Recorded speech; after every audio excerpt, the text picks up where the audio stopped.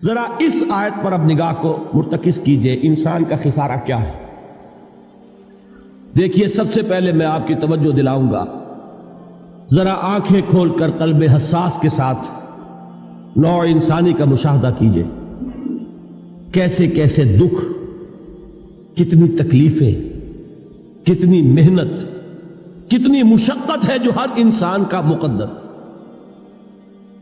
قرآن مجید میں ایک مکمل سورت ہے، سورت البلد، اس میں اللہ تعالیٰ نے متعدد قسمیں کھا کر ایک بات کہی، لا اقسم بہذا البلد وانت حل بہذا البلد ووالد وما ولد لقد خلقنا الانسان فی کبد۔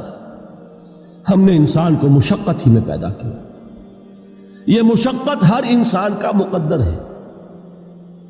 لوگ گھروں کو چھوڑ کر آئے ہوئے ہیں، کہاں کہاں انسان جاتا ہے، یہ اس دنیا میں محنت اور مشقت۔ ہاں، ایک مغالطہ ہو جاتا ہے کہ شاید یہ محلوں میں رہنے والے جو ہیں انہیں کوئی مشقت نہیں، انہیں کوئی دکھ نہیں، حالانکہ حقیقت یہ نہیں ہے۔ جو جتنا امیر ہے آپ دیکھیں گے اس کی جسمانی مشقت کم ہے، ذہنی کوفت زیادہ ہے۔ ٹرینکولائزرز کی انہیں ضرورت پڑتی ہے، انہیں سیڈیٹیوز چاہیے، خواب آور دوائیں مزدور کو نہیں کبھی ضرورت پڑے گی۔ وہ 8 گھنٹے کی محنت کرنے کے بعد احساس ہوتا ہے کہ وہ صبح ہی کی خبر لے گا۔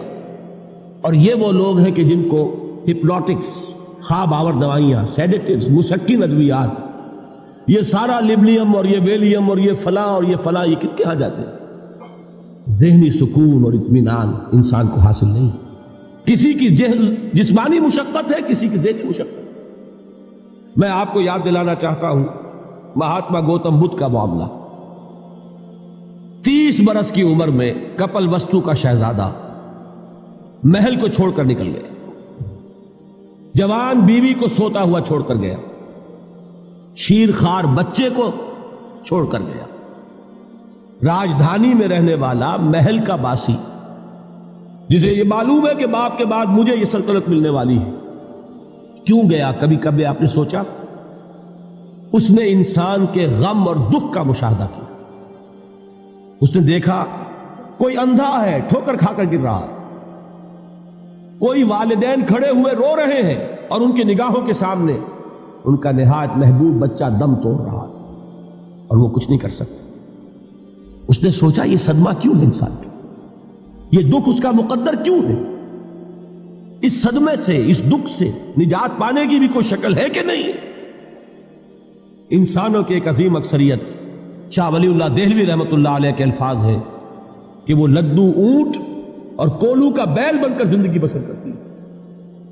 جو 8 گھنٹے تک اینٹیں ڈھو رہا ہو، اس شخص کا تصور کیجیے آپ، وہ واقعی انسان ہے یا حیوان بن گیا ہے؟ اور 8 گھنٹے کی اس محنت کے بعد بھی ہو سکتا ہے کہ 2 وقت کی روٹی اسے پوری نہ ملے۔ اور یہ تو ہو سکتا ہے، نہیں ہوتا ہے کہ اگر بچہ بیمار پڑ گیا ہے تو شاید کوئی برتن بیچے بغیر اس کی دوا کا سامان نہ کر سکے۔ ایسا شخص کتنے بوجھوں تلا دبا ہوا ہے، کتنی مشقت کے اندر پسا ہوا ہے۔ لدو اونٹ اور کولو کا بیل، انسانوں کی عظیم اکثریت اس سطح پر زندگی بسر کرتی ہے۔ لیکن آپ کو معلوم ہے کہ کولو کے بیل کے لیے مشقت ہی مشقت ہے، اس کے احساسات یہ نہیں ہیں جو کہ ان سے انسان کو جو صدمہ پہنچتا ہے۔ ایک بیل کو اس سے کوئی غرض نہیں کہ اس کا کوئی بچہ بھی تھا کہ نہیں تھا، اس کو کوئی بخار ہوا ہے یا کیا ہوا ہے، اس صدمے سے وہ بیل بچا ہوا ہے۔ گھوڑے کو کوئی پتہ نہیں کہ میرا بھی کوئی اولاد میری ہے یا نہیں ہے، اور مجھے اس کا کوئی صدمہ ہے یا دکھ ہے، کوئی پتہ نہیں۔ لیکن انسان کا معاملہ یہ ہے کہ والدین کو جو جو دکھ دیکھنے پڑتے ہیں اپنے بچوں کے لیے، اپنی اولاد کے لیے۔ رات کی نیند ہے حرام ہے اس لیے کہ بچہ بخار میں تپ رہا ہے یا درد سے تڑپ رہا ہے، لہذا نہ ماں سو سکتی ہے نہ باپ سو سکتا۔ میں نے ایک موقع پر دیکھا، لاہور میں کیروسین آئل، اس زمانے میں ابھی سوئی گیس نہیں آئی تھی، اور اکثر و بیشتر جو ہے یہی مٹی کا تیل جو ہے ایندھن کے طور پر استعمال ہوتا تھا، اس کی شارٹیج ہو گئی تھی۔ تو کئی فرلانگ لمبی قطاریں لگتی تھی ان دکانوں کے باہر، ڈپوں کے باہر، اور ایسے ایسے منظر بھی کہ ایک خاتون برقع پوش، ایک گود میں بچے کو لیے ہوئے، ایک کی انگلی پکڑے ہوئے، بوتل ہاتھ میں لیے ہوئے تیل کے لیے، اور کئی گھنٹے کھڑی ہے دکان۔ یہ مشقت انسان جھیلتا ہے کہ نہیں؟ غالب نے اس کا نقشہ کھینچا ہے کہ رنج سے خوگر ہوا انسان تو مٹ جاتا ہے رنج. مشکلیں اتنی پڑی مجھ پر کہ آسا ہو. ہم بھول جاتے ہیں، ورنہ واقعہ یہ کہ قلب حساس ہو اگر اور قید حیات و بند غم، اصل میں دونوں ایک ہیں. موت سے پہلے آدمی غم سے نجات پائے کیوں. اچھا یہ تو ہوا لقد خلقنا الانسان فی کبد. حیوانات کا معاملہ ایک اور اعتبار سے آسان ہے. ان سے کوئی محاسبہ بھی ہے کیا؟ کوئی جواب دہی بھی ہے؟ کوئی ان کو اللہ کے حضور میں کھڑے ہو کر اپنے اعمال کا حساب بھی دینا؟ نہیں. انسان کی یہ ٹریجڈی ہے، یہ المیہ ہے انسان. اس کو بھی قرآن مجید کی ایک سورت میں قسمیں کھا کر اذا السماء انشقت، اس کے بعد کیا فرمایا؟ یا ایھا الانسان انک کادح الی ربک کدحا فملاقیہ. اے انسان، تیرا المیہ، تیری ٹریجڈی اس سے کہیں بڑھ کر ہے. تجھے صدمے پر صدمے جھیلتے ہوئے، مشقت پر مشقت برداشت کرتے ہوئے ایک روز اپنے رب کے حضور میں بھی کھڑا ہوگا، جواب دہی بھی کرنی.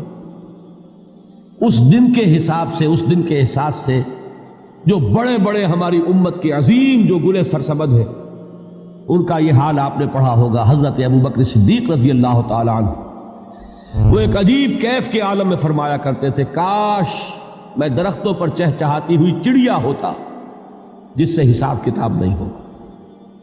کاش کہ میں گھاس کا تنکا ہوتا جو آج ہے اور کل آگ میں جلا دیا جاتا، ختم ہو جاتا، اس سے محاسبہ کوئی نہیں. وہ جس کے احساس سے کہ حضرت عمر جو ہے اپنے انتقال کے وقت سخت بے چین تھے. ان کے بیٹے حضرت عبداللہ ابن عمر رضی اللہ تعالی عنہما نے ان کا سر جو ہے وہ اپنے زانوں پر رکھ لیا تو کہا نیچے ڈال دو. ایک عجیب بے کلی اور بے چینی. انہوں نے کہا ابا جان آپ کیوں پریشان ہیں؟ آپ تو عشرہ مبشرہ میں سے ہیں. آپ کو تو اللہ تعالیٰ نے جنت کی بشارت حضور کے ذریعے سے اس دنیا میں دی. حضرت عمر فرماتے ہیں کہ خدا کی قسم اگر قیامت کے دن عمر برابر سرابر پر چھوٹ گیا تو بہت بڑی کامیابی تصور. یہ احساس جن کو ہوتا ہے. حضرت علی کا حال کیا ہوتا ہے؟ ابھی جو آپ نے حافظ صاحب سے سنا، یہ حضرت علی کا معاملہ ہے کہ ایک تیر پیوست ہو گیا تھا، کسی طرح نکل نہیں رہا تھا. حضرت علی نے فرمایا کہ اچھا چھوڑو مجھے، میں نماز کی نیت باندھتا ہوں. نماز کی نیت پڑھتے تھے تو لرزتے تھے، کانپتے تھے. کس کے سامنے کھڑا ہوں اور کس کے سامنے مجھے ایک دن جواب دہی کے لیے کھڑا ہونا ہوگا. لن تزولا قدم ابن آدم، حضور نے خبر دی ہے ابن آدم کے قدم ہل نہیں سکیں گے. جیسے مجرم کھڑا ہوتا ہے کٹہرے کے اندر، اس کٹہرے میں سے ہل نہیں سکو گے حتی یسأل عن خمس، جب تک کہ 5 چیزوں کا حساب نہ لے لیا جائے. وہ 5 چیزیں کیا ہے؟ کان کھول کر سنیے.